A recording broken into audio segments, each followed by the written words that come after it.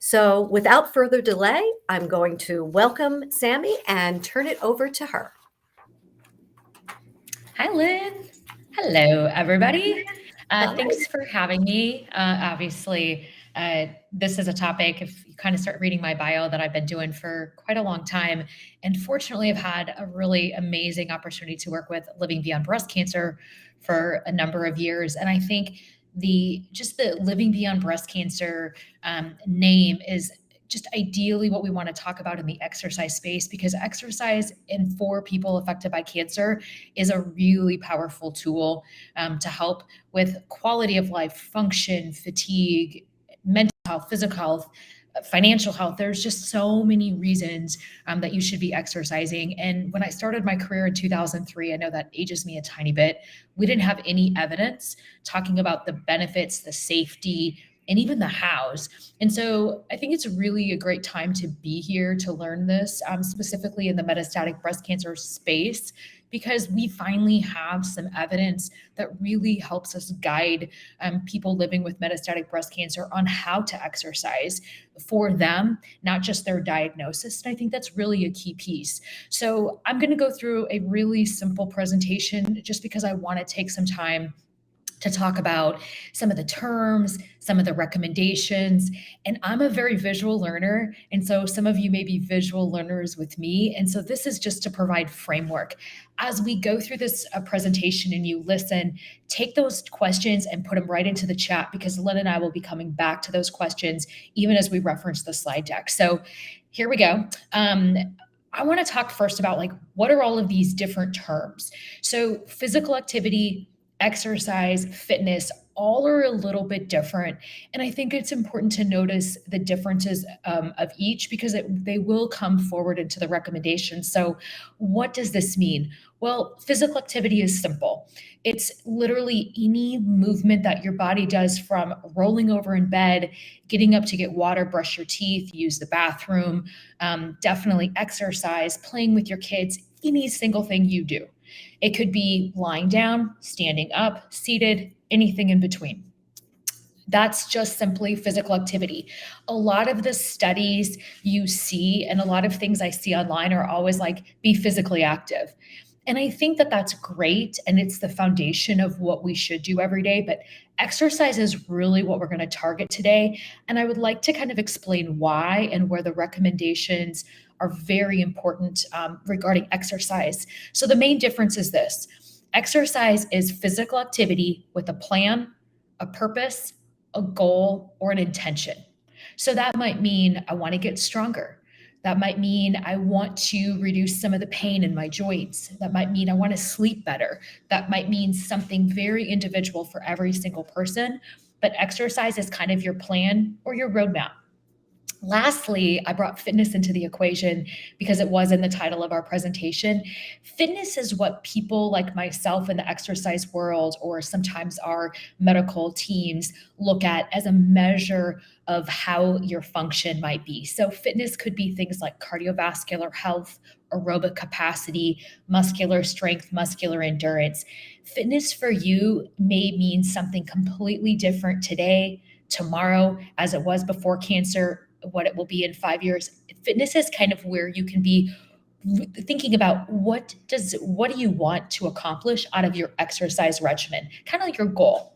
So what does the science say about these three terms in the metastatic breast cancer space?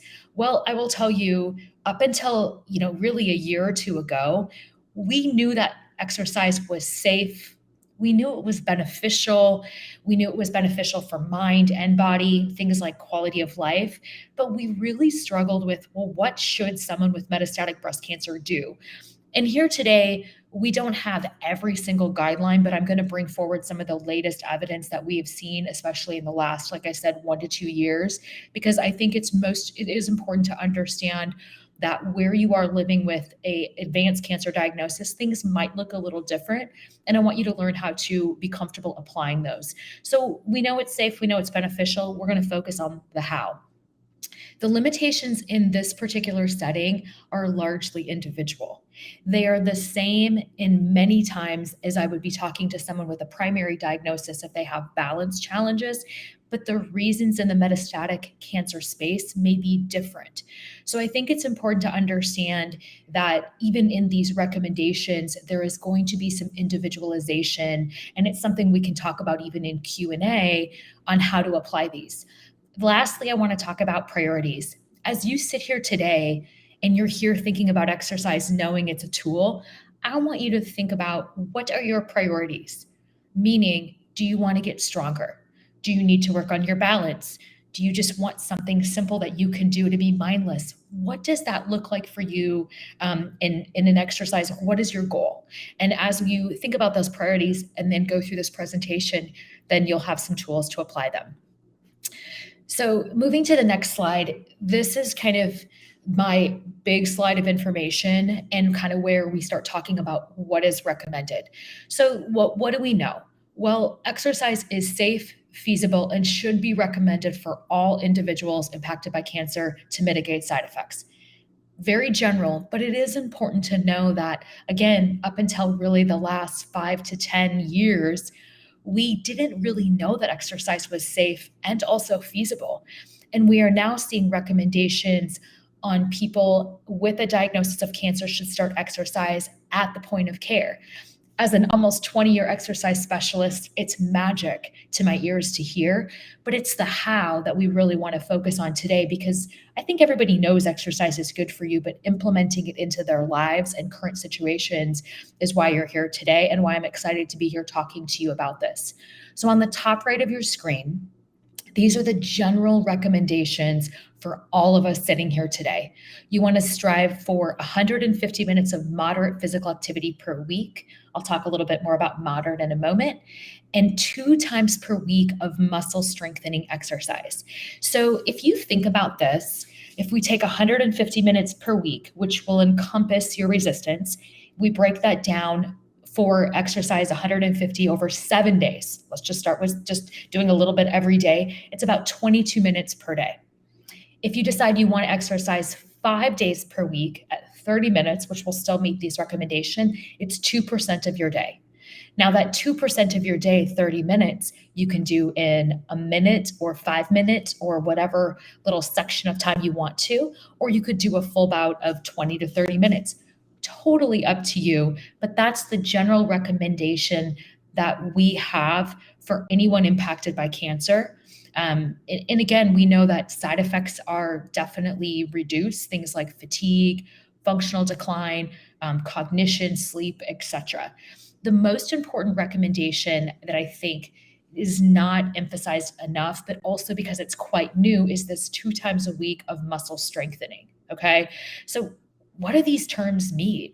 Well, moderate exercise, if you joined my class this morning, it should be an exercise where you feel a little uncomfortable, you feel a little bit of exertion, but you're not so miserable that you just absolutely need to stop. It should feel a little challenging, but not too difficult. Muscle strengthening is any exercise that you do that creates muscle stimulation or overload. Going up a flight of stairs is actually a good strengthening type exercise because you use the large muscles of your legs. Lifting something, including yourself, is all muscle strengthening exercises. We talked a little bit this morning, and there was some conversation in one of the chats about walking, and I think walking is a great form of exercise. But if we don't do the resistance as our foundation, sometimes we don't get to it because it's a little bit more complicated to think about, and walking is also sometimes mindless.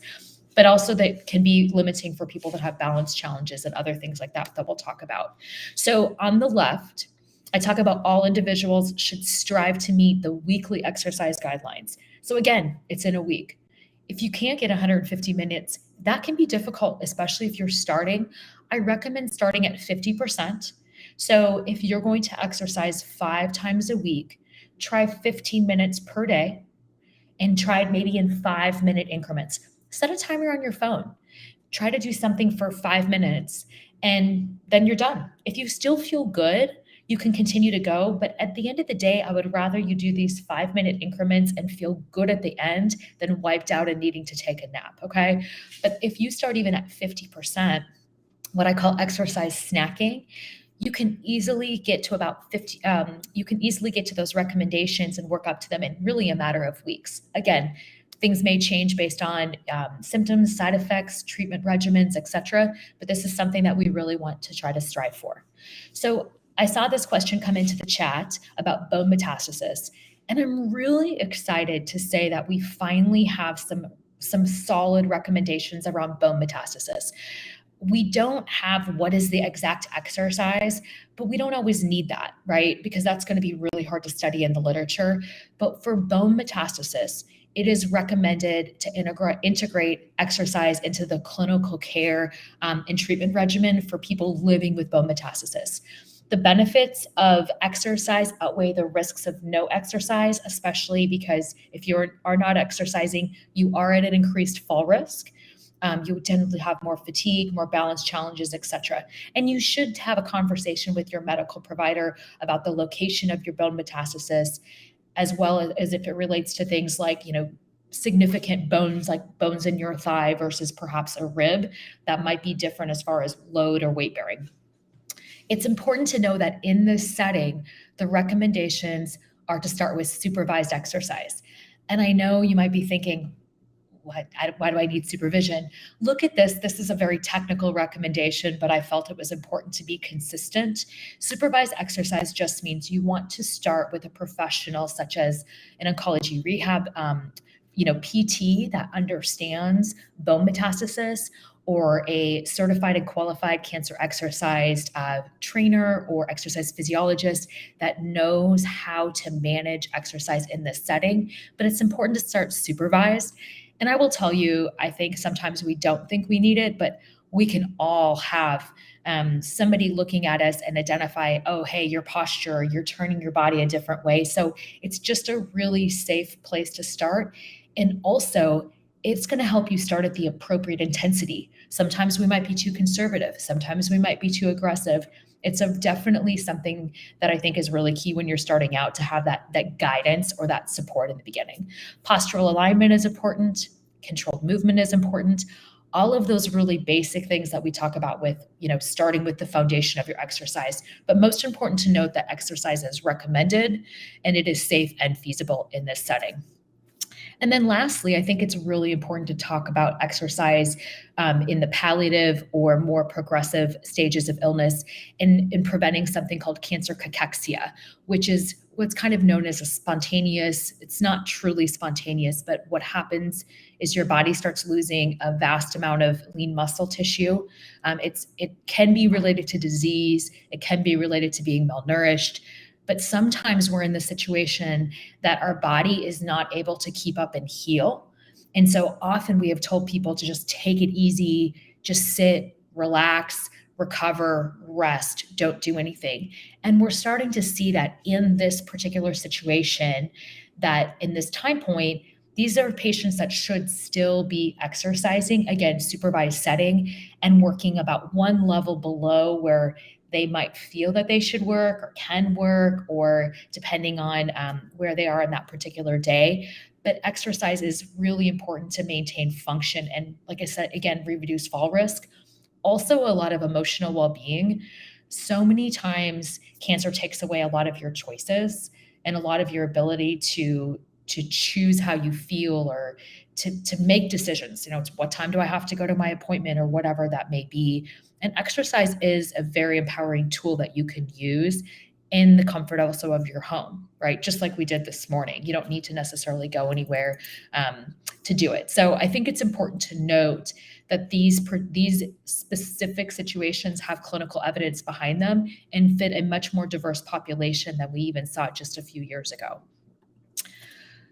So I want to talk a little bit about my strategies. So this is just sort of a quick little summary of like, okay, where do I start? So on the right, we have this thing called an activity pyramid. I did a couple of adjustments because I thought it would be kind of fun to see this in, the particular setting that we are here today.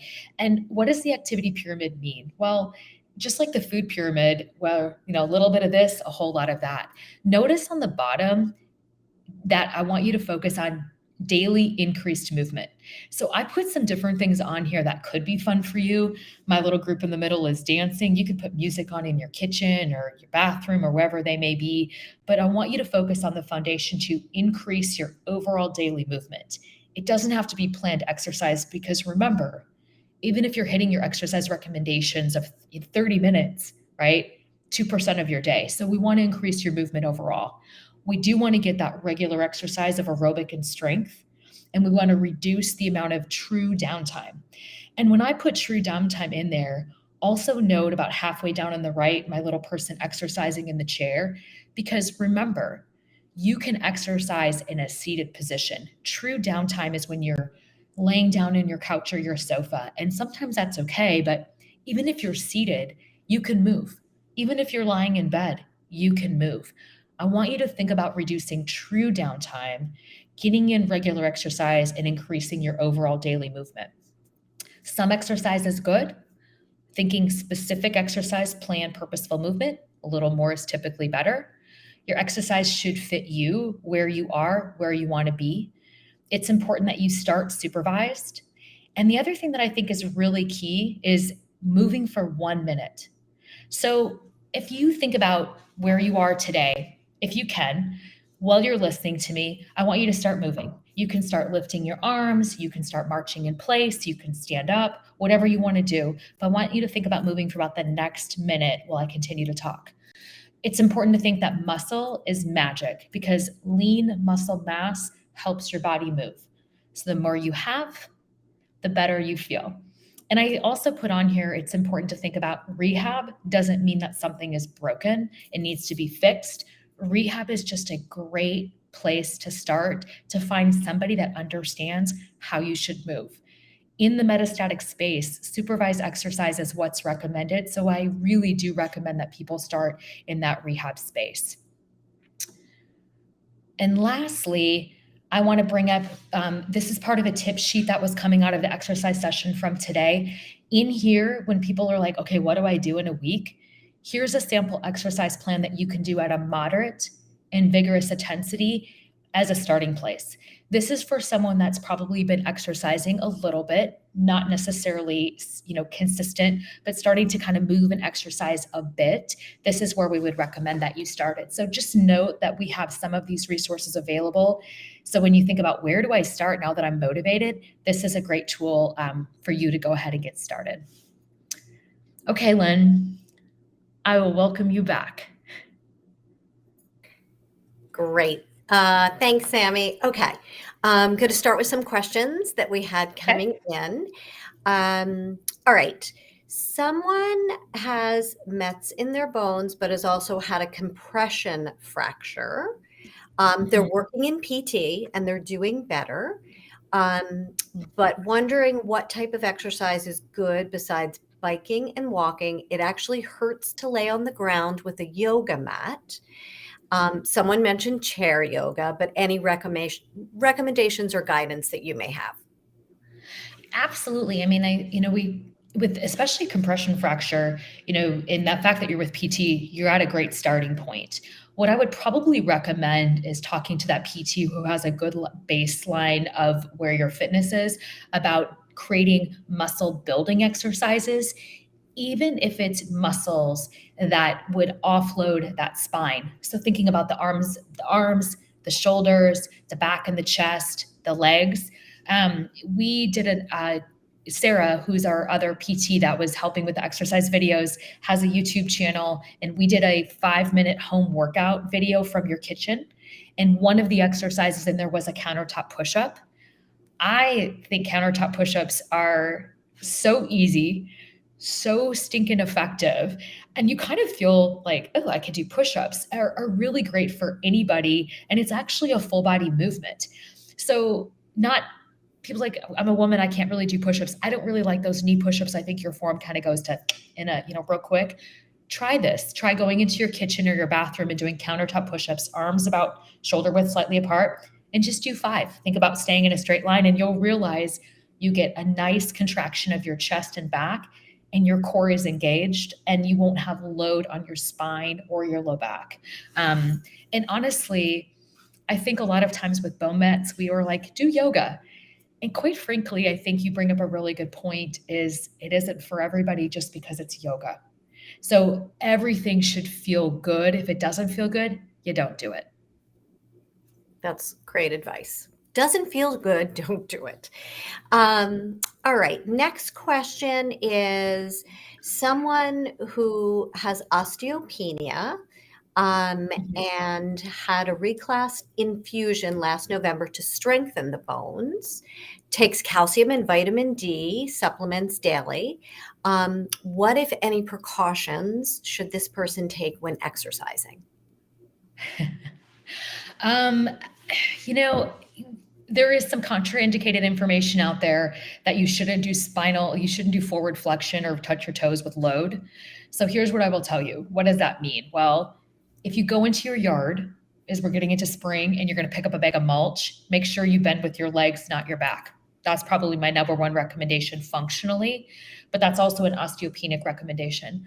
I would say that when you're doing exercise, and this scenario is actually probably fitting a very large group of our constituency of women aging and on a lot of these meds, progressive exercise is going to be important. Form, good form anytime you're lifting, but progressive exercise.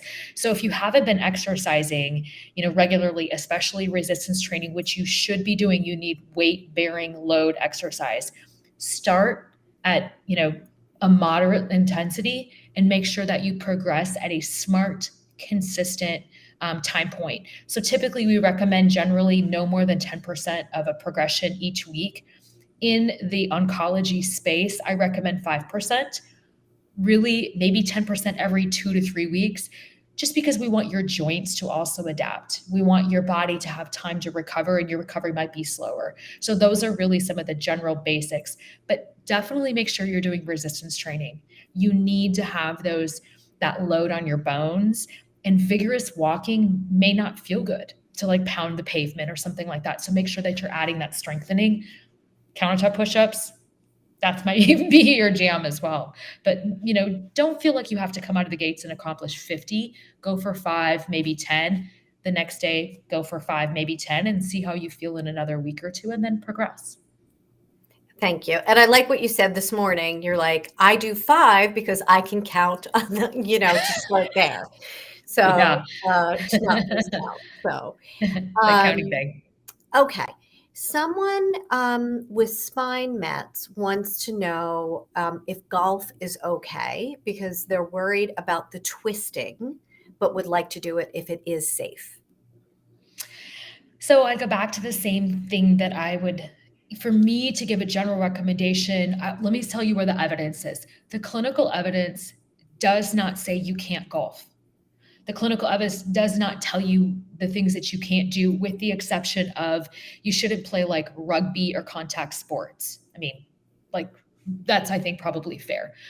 However, just like somebody that maybe has a primary non-metastatic breast cancer, but perhaps has something in their, their pelvis is off, or they have an injury or whatever, I would recommend that they start with someone supervising them in that twisting range of motion in a controlled setting, not going out and seeing if you can hit balls. There's no reason clinically, from what this just very general statement that this person is making, that they can't, but you can't start, running your marathon without training. So, and I think it's important to have a personalized plan, especially in the goal of safety, but have someone look at you to make sure that your core muscles are engaging correctly, your stance is correct, you're building your lower body so you have a nice solid framework. Those will all be so important for you to be able to go out and hit balls. Not only do it, but feel like you feel good about doing it. And I think that's important to know, is that I want people to do the things that they love and say, oh, I can do this. And this feels good to me, not, oh, this really hurts. And so I think if we take these steps and work up to it, you guys will really notice a difference in what you're able to accomplish with a really good professional helping you. That's great advice. Thanks, Sammy. Mhm. Um, so we already really talked about this, and I think this touches on that supervised portion of it. You know, someone was saying, is weight training, is it safe? You've talked so much about that, that it is safe to do weight training with bone mets. Can you talk a little bit about how they can find this type of supervision? You know, what if no one's in their area? Are there associations that they can go to? Are there Yeah. virtual options and things like that? No, absolutely. I mean, personally, I think the best place to start is go back to your primary oncologist. I mean, we are recommending in the bone met setting to have a conversation with your oncologist. Usually it's going to be a medical oncologist, sometimes a radiation oncologist who's helping manage and guide you through the bone metastasis, just to understand a little bit more on location and the type of lesions that you have and maybe what they look like on imaging. Ask them for a referral to a qualified, a skilled rehab professional in your area. Typically, it's going to be PT, but it can be occupational therapy as well. And there can be other individuals. I would always start there. There's definitely a growing profession of exercise specialists like myself that are in the community setting. I don't know that there's a really great blanket recommendation. There are certifying organizations that do certify cancer exercise specialists, but if they don't have experience in the metastatic space, I think a couple of things will happen. I think one is they may not feel comfortable really having you do some of these exercises, so you really won't get the right benefit. And they may not understand the terminology and how to kind of bridge that gap. So, that for me isn't terrible to have somebody that has exercise experience but no bone mets. But I don't think it's the best investment of your time. So, by default, I would go back to the rehab setting first and see then maybe they have a qualified professional that they might know. COVID gave us virtual exercise in a whole new way. And there are people out there, but I can't necessarily say I have a specific list. But I think starting with rehab might get you the net definitely and starting in the right place for sure. Great. Thanks, Sammy. Mhm. Um, okay. We talked a little bit, we did talk about osteopenia. Someone Yep. has osteoporosis that existed before the METS diagnosis. Mhm. And what's safe for strength training when they have osteoporosis? And right now they say they use some TheraBands. Same thing, right? So, TheraBands are super popular to use. Early on in my career, we always recommended exercise with TheraBands. There has been some contraindications related to lymphedema, so I tend to take TheraBands out of true exercise training because they have variable resistance and we like standard resistance. I would tell this particular person start with body weight exercises first. Those chair sit to stands, countertop push-ups. Maybe adding some, if you have full range of motion, adding some light weights overhead. Anything that you can load your body, including your core, with good posture, without pain, is what you should do. You want to build muscle, right? So I think that there's a fear that we're going to do too much. And I will say, I do think there are some people that just kind of go crazy out of the gates and they're like, I just want to run. And I'm not saying you can't, I just don't recommend starting there. But I think just starting with your body. Can you move your body through the main functional movements without pain, then starting to add resistance? So, wherever you are, and if you attended the exercise class this morning, you would have saw this. If not, that's okay too. But just putting your feet flat on the ground and standing up, sit back down, stand back up. You're now doing a squat. You don't have to necessarily add load, but if you can do 10 easy, add a little bit of resistance, hold something in front of you. You're starting to build more muscle that way. I think that we tend to think about, ooh, we can't really do a lot of things. But at the end of the day, if we do them correctly, they have a tremendous amount of benefit when loaded with good form, which is kind of why I go back to supervised. Um, you guys kind of saw through this, particular event that the reason I took over the class this morning, because Sarah Salisbury, our resident PT, who is a colleague and great friend of mine, had her technology issues. Well, Sarah's somebody that I have some limitations with one of my knees. And as a PT, I know a lot about exercise. I went directly to her. Why? Because I needed to have somebody look at me and guide me in a safe place to start. And I have almost 25 years of exercise experience. So, for a lot of people sitting here, if you don't have exercise experience, having someone look at you and guide you and provide coaching and support is really going to be key.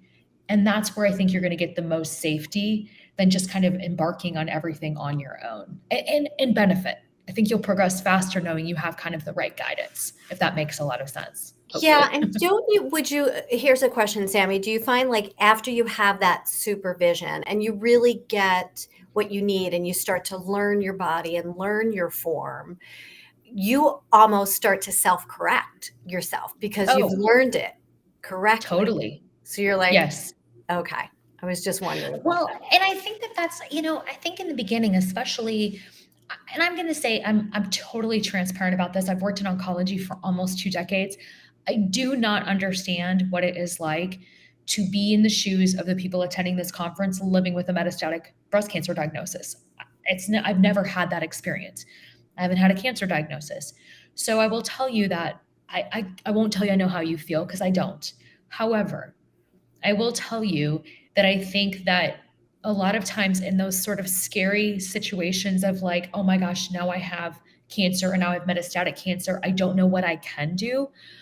I think that there is something really important to say, like learning awareness of your body is a really key piece of also managing your quality of life and your function because no physician, no exercise specialist, when you say my low back hurts, is going to really understand what that means unless we can kind of work with you. And you might say, oh, wait, I did a lot of lower body the other day and I was really tired and I did heavier weights and no wonder my back hurts, right?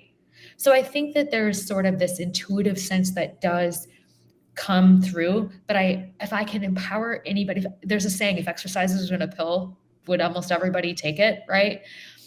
But you have to kind of start and get used to, your starting moving point, and then that helps professionals like myself adjust to help you meet your goals. So it's kind of a partnership.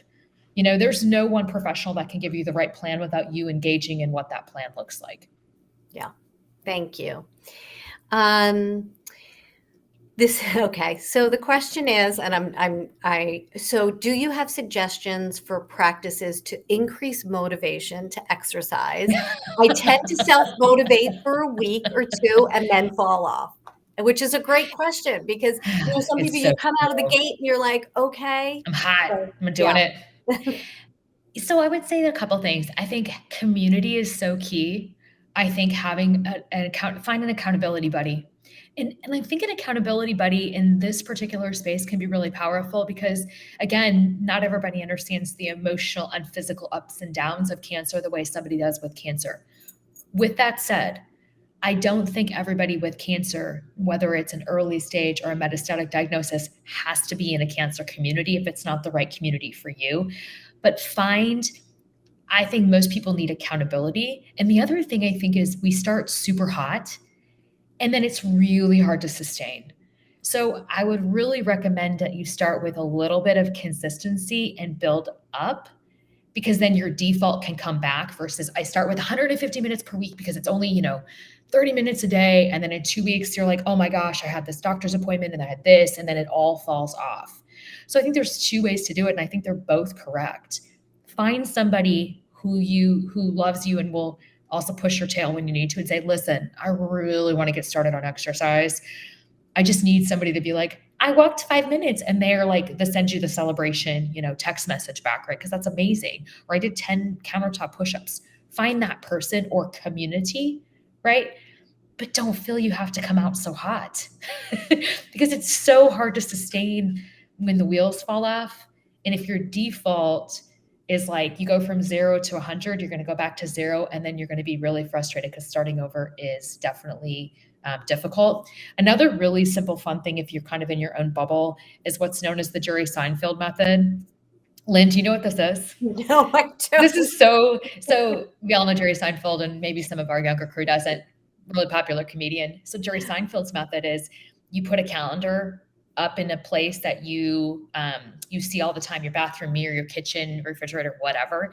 And every day you do your something. He did, 5 minutes of practicing comedy. You get a big X mark smiley face sticker. And the goal is to see your success and trend over time, because you're going to be much more likely to do it when it's right in front of you in a manageable but daily consistent amount. Exercise doesn't have to be 60 minutes to be effective. You don't have to go to the gym to go, I checked off my exercise box. So I think that these little things really make a big difference. And also, lastly, please do something you enjoy. If you don't like yoga, don't do yoga. If you don't want to run, my gosh, like people are like, oh, I don't like to run. Like, well, then don't run or swim, or try to find something you enjoy for sure. Yeah, and and you show up how you are feeling in that day, in that moment. And certain days, maybe you're more motivated and other days you're less motivated. But you still show Yeah. up and you do what you can. And baby, Yeah. give yourself kindness and acceptance, within that. So, Yeah. Definitely. um okay. What are the risks, benefits, and recommendations of participating in enjoyed activities? Um, sorry, my question's moving. Such as biking and paddle boarding with widespread surface bone mets. You know, eh, we don't, so the clinical evidence will tell you, I don't have any evidence, right? I would say this: if you're going to do an activity like that, I would just say, please do it in a mind, and please do it in an environment that you have what I would kind of call a support or a backup plan. So, as an example, if you're going to go paddleboard, make sure that you're going out maybe with somebody, or you're going out in good conditions where you don't exert yourself to the point of causing injury. And this is for somebody healthy too, right? There's no reason you can't do these things if you're able to manage them. Whether that's getting in a kayak. I had somebody ask me about roller skating recently, and I thought, okay, I mean, there's no reason you can't roller skate if you're good at it, right? But I think that what happens sometimes is we need to be thoughtful in making sure that if we're going to go out and do something and something feels good and we get those endorphins and we want to keep going, we're also making sure that the weather conditions change, you start to run out of energy, something just doesn't feel right, whatever that may be. You're not out in some situation by yourself, right? I mean, and that's just for any of us. But from a bone metastasis, or even lung metastasis or brain metastasis or any of these, there's really no activity that we know you shouldn't do, again, without the exception of contact sports, like vigorous contact sports. So I always kind of go back to rugby. But interestingly, that's the same recommendation that I give people in the curative setting that just have a port. They're like, what can I do with a port? And I'm like, well, don't land on it, right? But it's contact sports. And so I think we just need to think smartly and also be conservative on your energy. If you haven't been doing this for a while, just start off in a situation where you have a little gas left in the tank, right? Because you don't want to be in a situation where you just put your general health, well-being at risk. But other than that, from a metastatic standpoint, enjoy. Mhm. Truly, just do the things you love to do. In the realm of weightlifting, that we had talked about, what about kettlebells? Kettlebells and osteopenia, where do you stand on that? I think Any thoughts? kettlebells are awesome. I mean, it's like anything. You could do powerlifting. You can talk about, a more aggressive, like some of the yoga moves that are like handstands, right?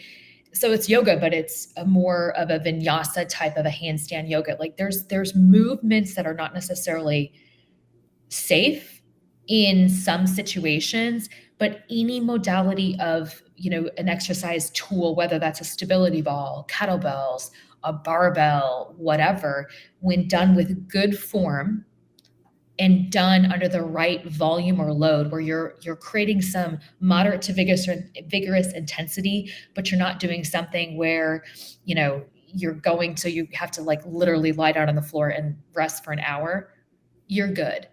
I do think it's interesting, and I think it should be noted that for some people that have neuropathy, so this isn't necessarily a metastatic question, but this is a real question in exercise. holding on to some equipment can be difficult and uncomfortable. So, in the neuropathy setting, in hand neuropathy, some people find it much more comfortable to wear a very thin glove because the coolness of a barbell, a weight machine, a kettlebell can be very uncomfortable, but it does provide a different bit of slippage. If you're not really comfortable with kettlebells or barbell or dumbbells, I would probably recommend that you don't do things where you're doing a ton of overhead to the point of fatigue. Why? Because you can just slip, and that could be a safety concern. Other than that, doing kettlebells are great and they're really versatile. So I'm a huge fan of kettlebells if you have them. There's no reason you can't do them. Great. Thank you. Can we talk about really the treatment effects on aerobic and strength activity? Can you talk more about that? Yeah, that's a great question. We were talking a little bit about this a little bit earlier. You know, I think it's important to note that we have learned, so there's drugs that are cardiotoxic that really do create lasting heart damage, right? We know that exercise has been studied to be cardioprotective. So having an exercise regimen on treatment helps protect your heart in a different way. Okay. So there's that issue of concern very specific to certain types of chemotherapy. In the cancer treatment space, and I see this largely in the metastatic space because of the duration of treatments, we see that people on treatment tend to have a little bit less of a peak threshold, both in aerobic and strength, than a non-cancer person, whether they're in treatment or done with treatment or et cetera. And so one of the things that we think is that your body has to go through such a recovery process from the chemotherapies. The cells, we're killing bad cells and good cells. So your cells have to repair. You may not be uptaking the same amount of protein or nutrients, et cetera. So what I tend to see, and this is largely anecdotal, is that the peak threshold of aerobic and strength in the non-cancer, apparently healthy population and the cancer population is a little bit different, kind of about 80%. So if you think back and maybe you did a certain activity before cancer and you're trying to do it again and you just can't get there, that's because of the treatments. Can you get there? Maybe. But we really tend to see that your aerobic fitness capacity is going to be just a little bit more diminished. You're going to feel your heart rate go up faster, your breath, you're going to be breathing, quicker, faster. Your recovery is going to be a little bit slower. Same thing on the strength side. We notice that people, they feel their muscles burn just a little bit quicker. They feel like the recovery is a little bit slower. So again, this has not been a randomized clinical control trial or anything like that, but anecdotally, I see about a 20% difference. And sometimes it's greater if you've had more chemo, and sometimes it's a little bit less, but it is very likely that your aerobic and strength capacity is going to be slightly different than it was before cancer, and that will always be the case. Thank you. Mm-hmm. All right.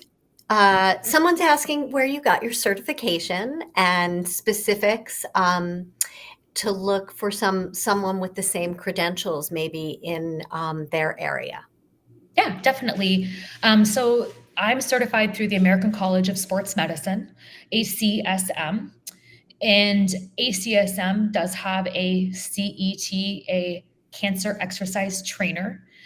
So we have to have 500 hours of just general experience in the chronic disease setting. So cardiovascular, oncology, yada, yada, whatever that may be. And then you can sit for the specialist exam at that point, which is again called the CET. And the American College of Sports Medicine does have a professional finder that you can find. There is another certification called CETI. It's the most common one, Cancer Exercise Specialist Institute or something, Trainer Institute or something like that. And that's partnered with the American Council on Exercise. They have a much more diverse platform of certified trainers. However, the entrance is not as rigorous. And so I think you can find more people. And I had that certification back in 2005. But I don't know if you have significant limitations with your diagnosis, whether it's bone mets or another kind of mets. It's going to be harder to find a professional. So I would go to the American College of Sports Medicine first and look for a trainer. Keep in mind, 75% of fitness professionals have online options now. Thank you, COVID. So you might be able to find somebody who maybe isn't in your exact area, but you can do remote, training with from an exercise professional. But here's the thing. The biggest thing that I want you to think about if you find somebody and they look good on paper and online is ask them questions. Have you worked with someone that's gone through metastatic cancer? What's your experience? Do you know, just some of the basic things? You don't have to know every drug. I can't keep up with every single drug, but I would look for somebody specifically if you have metastatic cancer that has some experience. And I think that the training that I have, I have the certifications, but where I've gotten most of my knowledge is because I've been working in this industry for almost 2 decades. And so a lot of what I've learned is through that, but there are really good professionals out there, and they maybe don't have to be a cancer specific professional, but I would then start in the cancer rehab setting. There's a group in cancer rehab called PORI, PORI. That is a great certification group. I know Sarah's done that. They have other people that have cancer specific training, and you might be able to find someone also in your area. And there are others, but ask the questions. That's going to be where you're going to find somebody good. Ask them what their experience is, for sure. Great advice. Thanks, Sami. Yeah. Another question came in. If a person has a no evidence of disease status, is there any exercise, including golf, that maybe should be limited, or how does that differ? Not really. It's like this is the whole individual thing. When I work with somebody, I would ask them, what do you want to do? Like, is there something that you just sort of have like, gosh, I would really love to be able. I will tell you that the number of people that tell me they want to do a 5K just to check it off their box is kind of amazing, because I think there's just something about finishing something like that. Or again, like going back to golf, or, I get swimming is a lot of times, or something's just sort of a little competitive. Soccer. In this space, whether you're no evidence of disease or you have disease that's still showing up on imaging, there really isn't an activity that's off the table other than contact sports. Please no rugby unless my Australian friends. I guess we can modify that. I'll have to come with you and we'll practice. I have no idea. Also, I would say that start someplace where you're building up your strength and your aerobic, because think about this. I think a lot of us come back from we were active as kids, and then life happened and this adulthood thing happened, and we're not really playing, and we're sitting in chairs. We're not really getting on the ground as much. And then cancer happens and your body has changed again. I think if you have a goal to start a specific activity, I think you should keep that goal. There's no reason you can't. Like I said, even if you're no evidence or you have something on your scan, but start building your foundation of fitness and function back. And then let's see how we can do that activity. I don't think you should start with golf. I think you should start with fitness and physical activity and planned exercise, and start to add golf in. Now, if you want to start with a little mini golf just to see how it feels, please do. But going out and hitting balls, even for me, I think is, because I haven't been doing it, probably not a good place to start. So just keep that in mind as a goal, but let's build a foundation first. I love what you're saying, that sort of prioritizing, and what do you want to do? What is it that you want to do? So what I'd love to do, since we've been sitting in a chair for a while, and we're going to take a tiny little break, but then go back into a session, can we maybe do just a nice stretch or something like that to end the session? Yeah. And I think, absolutely, I'm going to back up a little bit if you guys can see me. I was going to ask you to do the countertop push-ups, but oh yeah, should we do that? I'll demo. Can we do that? Can we get that on camera? Just so yeah, totally. I don't know. Kat might disagree with, my background, but my background's not really pretty, but yeah. So hold on. Give me a second, everybody. Okay. Here's my countertop. Let me see my countertop. Okay. So yes. Arms, shoulder width apart, right outside my chest. I'm going to put them on the countertop. I walk my feet back, and I'm just going to bring my chest to the countertop. Not my belly, not my not my collarbones. My chest to the countertop and back. So this is a really great full body movement. I'm tightening up my butt, squeezing my belly. Yes, absolutely. Try that. I would love to hear. We could do an LBBC countertop push-up monthly challenge.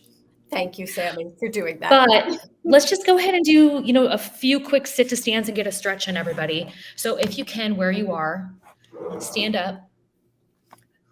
Before you stand up, plant your feet firmly, a little bit wider than shoulder width.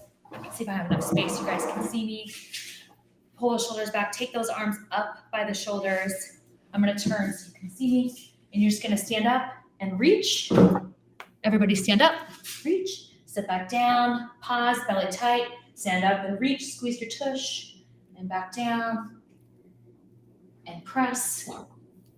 It's like going to add your breathing. So you're going to inhale down, exhale, quick drive up, big reach. Inhale down, and exhale up.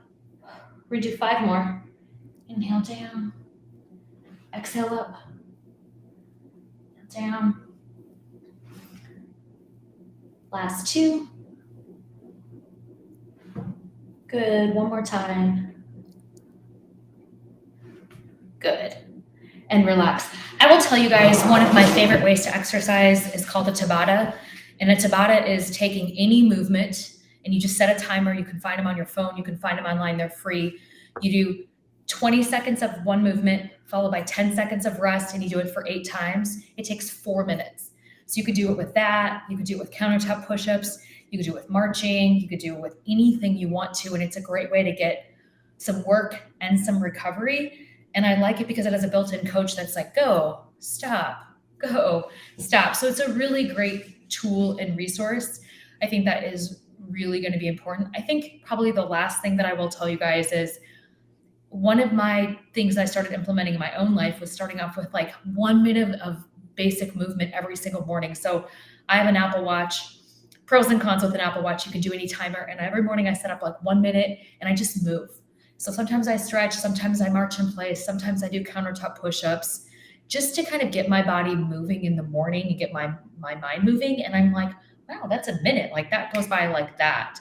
So starting to build in those foundational habits is going to get you to these next phases. So I hope that's helpful. If you want to follow up with me, Lynn mentioned my company is Cancer Wellness for Life, which is my bio online. If you want to email me, you can email me. It's just my first name, Sami, and it's at cancerwellnessforlife.com. Especially around some of these bone mets questions, please do. I don't mind answering those if I am able, or just giving you some recommendations. I'm just really excited that you want to exercise because it is so beneficial. So, Sami, since you mentioned Tabata, some people just had questions about that. Can you explain maybe a little bit more about Tabata? The Tabata? Tabata that aren't people that aren't familiar with it. So Tabata, T-A-B-A-T-A. A Tabata is simply an exercise of a work rest interval. So if you do a traditional Tabata, it's the person who made it, Mr. Tabata, it's 20 seconds of exertion, 10 seconds of recovery. So it's kind of like interval training, okay, which is a hot term in the exercise world. 20 seconds of work, 10 seconds of rest, 20 seconds of work, 10 seconds of rest. If you Google Tabata and pull up Tabata timer, you'll get 8 rounds of that. So it takes 4 minutes. All it is just a little bit of like a circuit training. So if you were like, I want to exercise today, I don't know what to do, you could do a Tabata of countertop push-ups for your 4 minutes of exercise per day. Tomorrow you could do standing on one leg, practicing your balance for 4 minutes per day. It's just a work rest interval that you can find some fun timers on, or there's a YouTube channel for Tabata music that's great, some other really good fun things that out there that exist. So that's all it is. Nothing I made up, but it's a way that I like to exercise. And I didn't know there was a Mr. Tabata. There is a Mr. Tabata? There is. Okay. Yeah. I want to say it was like some, Asian man, was a military thing. It was one of the earlier interval training circuits. Right. Yeah, because it's efficient. You go after it and you rest. It's really efficient to do it. Be amazed if you did 1 Tabata a day, how different you'll feel. Yeah. Right. Great. All right. Well, thank you so much. Thank you, Sami, for joining us. This was an informative hour and just a joy and a pleasure to spend time with you.